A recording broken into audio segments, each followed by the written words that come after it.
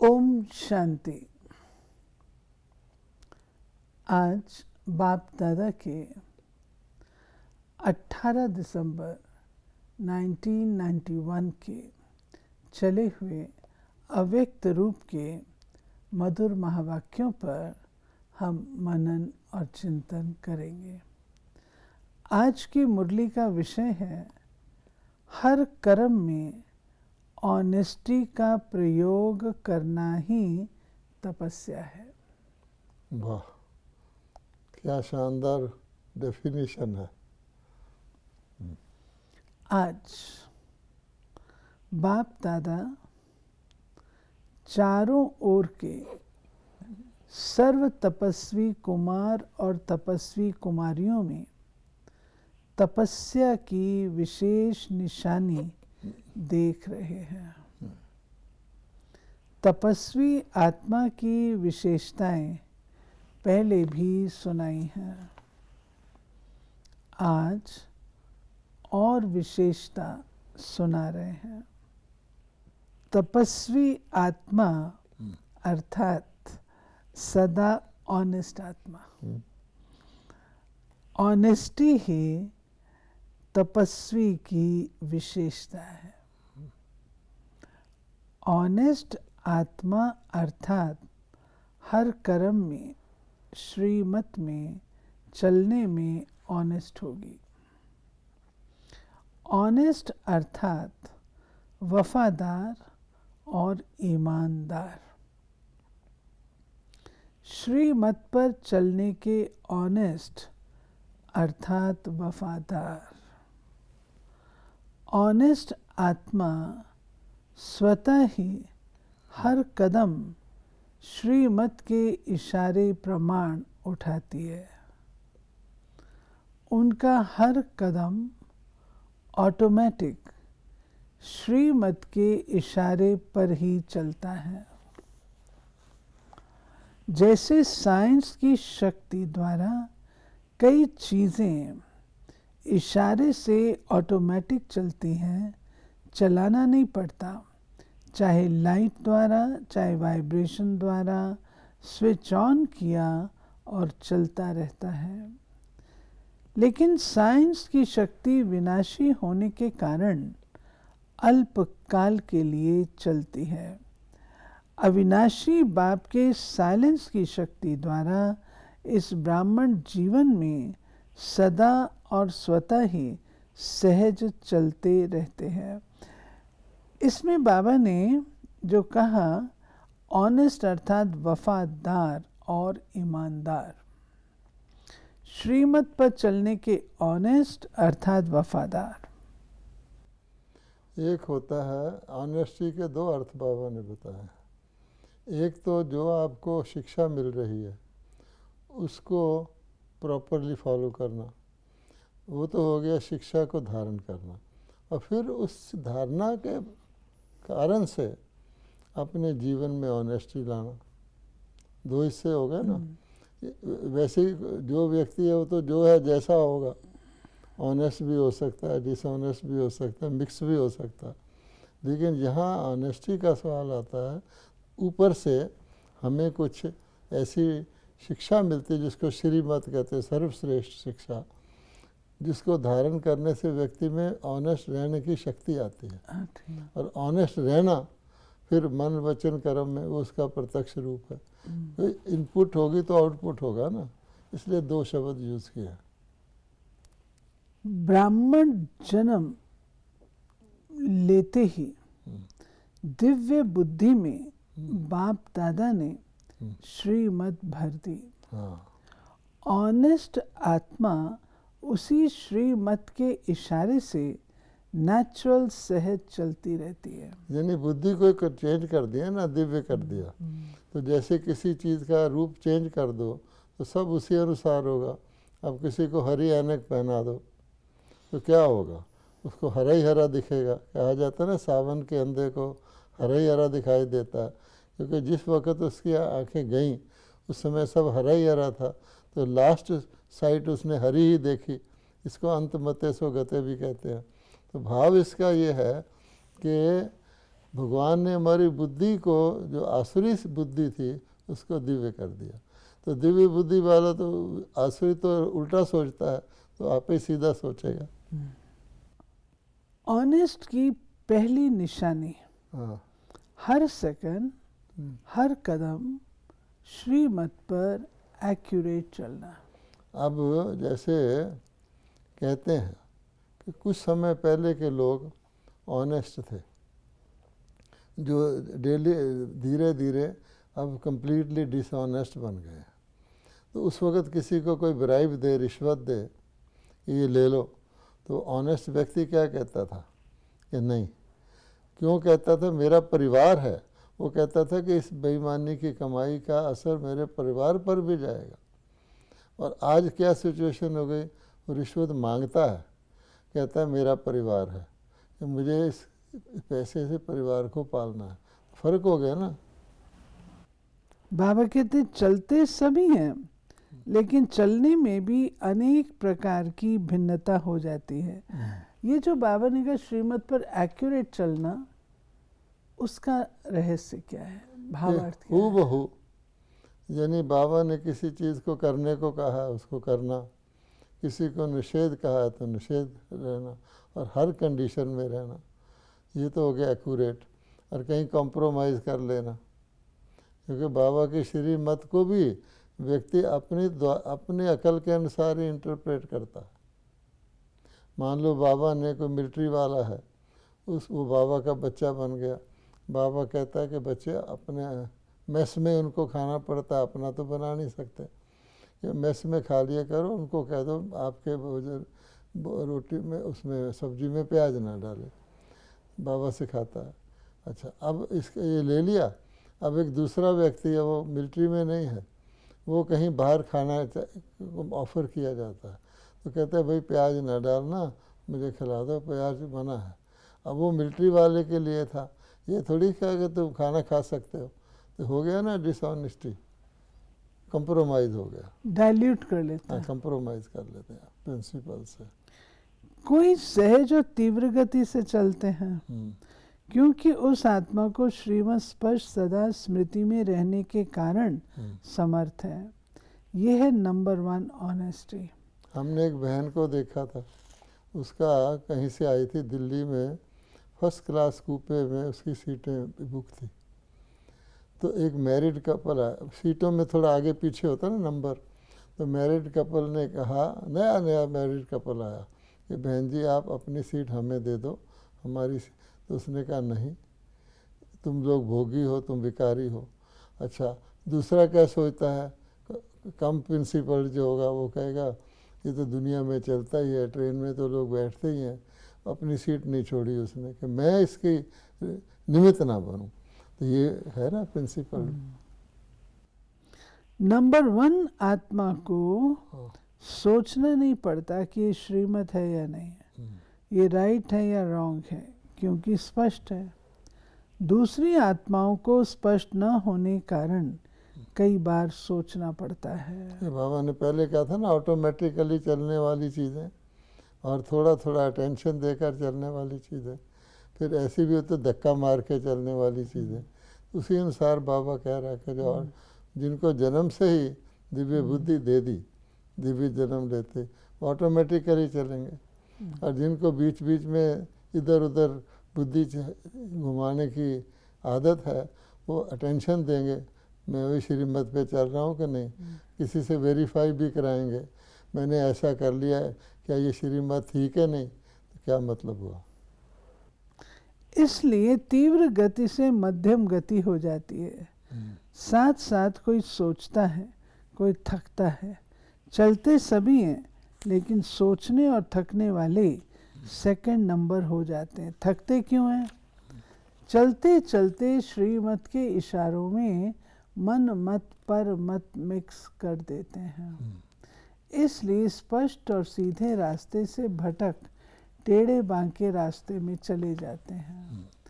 Result में फिर भी वापस लौटना ही पड़ता है, क्योंकि मंजिल का रास्ता एक ही स्पष्ट, सीधा और सहज है। सीधे को टेढ़ा बना देते हैं। तो आप सोचो, टेढ़ा चलने वाला कहाँ तक चलेगा, किस स्पीड से चलेगा, परिणाम क्या होगा? थकना और निराश होकर लौटना। जैसे बाबा ने कहा कि कोई गलत गली पकड़ ले तो उसको वापस आना पड़ता है और फिर सही रास्ते पे जाना पड़ता है। तो गलत गली गया तो बहुत चढ़ा कि भी मैं कहीं पहुंच जाता, मैं गलत, तो लौटता भी है वापस। तो बाबा ने कहा निराश होकर लौटना। इसलिए वो सेकंड नंबर हो जाता है। अनेक सेकंड गंवाया, अनेक श्वास गंवाया, सर्व शक्तियाँ गंवाया, इसलिए सेकंड नंबर हो गया। सिर्फ इसमें नहीं खुश हो जाना कि हम तो चल रहे हैं, लेकिन अपनी चाल और गति दोनों को चेक करो।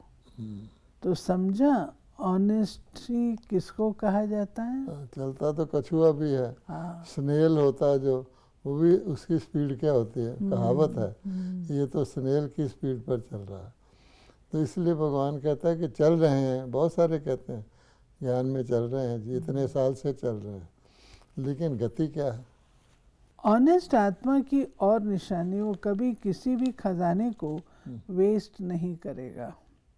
सिर्फ स्थूल धन व खजाने की बात नहीं है, लेकिन और भी अनेक खजाने आपको मिले हैं। ऑनेस्ट संगम युग के समय के खजाने को एक सेकंड भी वेस्ट नहीं करेगा, क्योंकि संगम युग का एक सेकंड वर्ष से भी ज़्यादा है। जैसे गरीब आत्मा का स्थूल धन 8 आना 800 के बराबर है, क्योंकि 8 आने में सच्चे दिल की भावना 800 से ज़्यादा है। ऐसे संगम युग का समय एक सेकंड इतना बड़ा है, क्योंकि एक सेकंड में पद्मों जितना जमा होता है। सेकंड गंवाया अर्थात पद्मों जितनी कमाई का समय गंवाया। ऐसे ही संकल्प का खजाना, ज्ञान धन का खजाना, सर्व शक्तियों सर्व गुणों का खजाना वेस्ट नहीं करेंगे। अगर सर्व शक्तियाँ सर्व गुणों ज्ञान को स्व प्रति व सेवा प्रति काम में नहीं लगाया तो इसको भी वेस्ट कहा जाएगा। ये बहुत गहरी बात है। एक तो वेस्ट दिखता है और एक डिसयूज, ये भी वेस्ट है कि आप उसको काम में लगा सकते थे, नहीं लगा। हाँ, दाता ने दिया और लेने वाले ने धारण नहीं किया तो वेस्ट हुआ ना। जो ऑनेस्ट होता है वो सिर्फ धन को प्राप्त कर रख नहीं देता। ऑनेस्ट की निशानी खजाने को बढ़ाना, बढ़ाने का साधन है कार्य में लगाना।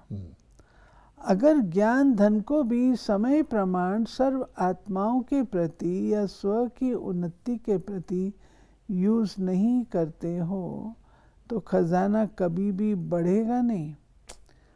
ऑनेस्ट मैनेजर या डायरेक्टर उसको ही कहा जाता है जो कोई भी कार्य में प्रॉफिट करके दिखाए, प्रगति करके दिखाए।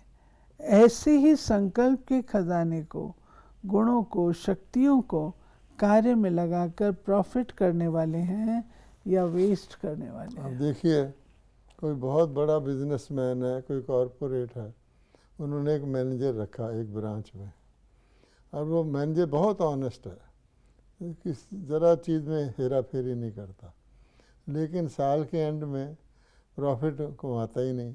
तो उस ऑनेस्टी का क्या फ़ायदा? तो किसको ऑनेस्ट गिना जाएगा? कि ऑनेस्टी का फल भी निकलना चाहिए ना। तो ऑनेस्टी का फल है प्रॉफिट। तो बाबा कहते हैं इसलिए प्रॉफिट कमाने वाले को ऑनेस्ट गिना जाएगा। आपने घपला नहीं किया, लेकिन आपको मैनेजर इसलिए सॉरी रखा कि आप घपला ना करो। वो तो फर्स्ट कंडीशन है। कुछ कमा के भी तो दिखाओ। अगर वो कहे जी मैंने देखो ज़रा सा 1 सेंटीमीटर भी कपड़ा जो है अपने लिए यूज़ नहीं किया, मालिक क्या कहेगा? मालिक तो उसको ज़्यादा पसंद करेगा जो कमाई करेगा। तो बाबा कहते हैं फिर एक ऑनेस्टी की और भी एक है, कमाई किया और घपला भी कर रहा है तो उसको भी पसंद करेगा, क्योंकि जो कमाई नहीं कर रहा उससे तो बेटर है, लेकिन वो भी ऑनेस्टी तो नहीं है ना। जो बहुत सारे असूलों का फॉलो करते हैं, 2-4 का नहीं करते, तो समझते हैं हमारी जो ज़्यादा फॉलो करना है असूल वो हमारे नंबर दिला देगा। बाबा कहता है नहीं, जो नहीं किया उसको भी ध्यान में रखना, नहीं तो ऑनेस्टी थोड़ी होगी। कोई कह रही है मैनेजर बहुत हमारा बिजनेस बढ़ाता है लेकिन ना 10% उसमें घपला करता है, उसको ऑनेस्ट कहेंगे? नहीं। ऑनेस्ट की निशानी वेस्ट नहीं करना, प्रॉफिट करना। अपना तन, मन और स्थूल धन, ये तीनों ही बाप का दिया हुआ खजाना है। आप सबने तन, मन, धन व वस्तु जो भी थी वो अर्पण कर दी। संकल्प किया कि सब कुछ तेरा। ऐसा नहीं थोड़ा धन मेरा, थोड़ा बाप का, थोड़ा धन किनारे रखें, जेब खर्च रखा है, थोड़ा थोड़ा आईवेल के लिए किनारे करके रखा है। आईवेल के लिए किनारे कर रखना ये समझदारी है। जितना ही मेरा होगा उतना ही जहाँ जहाँ मेरा होता वहाँ बहुत बातें हेरा फेरी होती है। फिर बाबा कहते आईवेल के लिए रखना है, हाँ, लेकिन मेरा करके समझ के नहीं, क्योंकि उसको छिपाना पड़ता है। भक्ति मार्ग वाले भी समझते हैं ये मेरे मेरे का फेरा है, इसलिए सब जब कुछ तेरा कह दिया तो कोई भी तन, मन या धन, वस्तु, सब धन नहीं लेकिन वस्तु भी धन है। वस्तु बनती किससे है? धन से ही बनती है ना। तो कोई भी वस्तु, कोई भी स्थूल धन, कोई भी मन से संकल्प, तन से व्यर्थ कर्म, व्यर्थ समय गंवाना तन द्वारा, ये भी वेस्ट में गिना जाएगा। यानी बाबा ने ऑनेस्टी की ज़बरदस्त गहराई बताई है। आमतौर पे लोग समझते हैं कि रिश्वत लेना, घूसखोरी करना पैसा दी करते हैं, कैश दे दिया, चेक दे दिया किसी और के नाम से। बाबा कहता है नहीं, चीज़ देना वो भी रिश्वत है, क्योंकि आखिर चीज़ भी तो पैसे से खरीदी गई। आजकल बहुत सारी ड्रग कंपनियां हैं दवाइयाँ बनाने वाली, वो ऐसे डॉक्टरों को एक कार भी फ्री दे देती हैं कि भाई हमारी ड्रग को तो प्रिस्क्राइब करना। अब वो कहेगा मैंने तो कुछ लिया ही नहीं, लेकिन कार ही तो दी है, पर वो भी तो काइंड की चीज़ में कैसे ही आती है ना। ये भाव बाबा का। जहाँ भी रहते हो, चाहे प्रवृत्ति वाले, चाहे सेंटर वाले, चाहे मधुबन वाले, सबका तन, मन, धन बाप का है। वह प्रवृत्ति वाले समझते हम समर्पण तो है नहीं तो मेरा है। नहीं, ये तो बाप की अमानत है। उनके ऊपर ज़्यादा जिम्मेवारी है, बल्कि उनको फ्रीडम है, इसको मेरा समझ या भगवान का समझ। सरेंडर वाले को फ्रीडम नहीं है, लेकिन बाबा कहते हैं अमानत में खयानत हो जाएगी। तो ऑनेस्टी अर्थात अमानत में कभी भी खयानत नहीं करे। वेस्ट करना अर्थात अमानत में खयानत करना। ऑनेस्ट की निशानी वह अमानत में कभी भी खयानत कर नहीं सकता। छोटी सी वस्तु को भी वेस्ट नहीं करेगा। कई बार अपने बुद्धि के अलबेलेपन के कारण व शरीर द्वारा कार्य में अलबेलेपन के कारण छोटी छोटी वस्तु वेस्ट भी हो जाती है। सिर्फ ये नहीं सोचो कि मैंने ये जानबूझकर नहीं किया तो हो गया, अर्थात अलबेलापन, चाहे बुद्धि का हो चाहे शरीर के मेहनत का अलबेलापन हो, दोनों प्रकार का अलबेलापन वेस्ट कर देता है। अब देखिए कि एक मैनेजर जा रहा है अपनी कंपनी के अंदर, वो देखता है कि रास्ते में नाली फटी हुई है और पानी बह रहा है। वो सोचता मैं तो मैनेजर हूँ, ये जिसकी ड्यूटी है उसको करना चाहिए, मैं थोड़ी बैठ के नाली को सेट करूँगा या फ़ोन करूँगा, और मेरा काम तो दूसरा है। और जो अगर इसका बोझ चढ़ेगा तो उस पर चढ़ेगा जिसकी ड्यूटी है। तो बुद्धि से अलबेलापन है कि वो खड़ा होकर ये तो कर सकता है, दूसरे को बता दे भी यहाँ नाली लीक कर रही है। और फिर शरीर से अलबेलापन कि व्यक्ति को पता है ये चीज़ जा रही है, आलस के कारण कि चलो मैं थोड़ी देर में जाता हूँ, हैं, उसमें जितना नुकसान हो जाएगा। अगर कोई कह दे खतरनाक कोई घटना है तो फ़ौरन उठ के भागेगा कि नहीं, लेकिन कहेगा मैं तो खाना खा रहा हूँ, पूरा कर लूँगा फिर मैं जाऊँगा। इसलिए बाबा कहते हैं दोनों प्रकार का वेस्ट अलबेलेपन से अलबेलापन, जिसको बाप दादा सदा एक स्लोगन में कहते कम खर्च बाला नशी। ये है बढ़ाना और वो है गंवाना। ऑनेस्ट अर्थात तन मन और धन को सदा सफल करने वाला, ये है ऑनेस्ट आत्मा की निशानी। यानी तन से भी, मन से भी, धन से भी बढ़ाए, उसको सेवा में लगाए।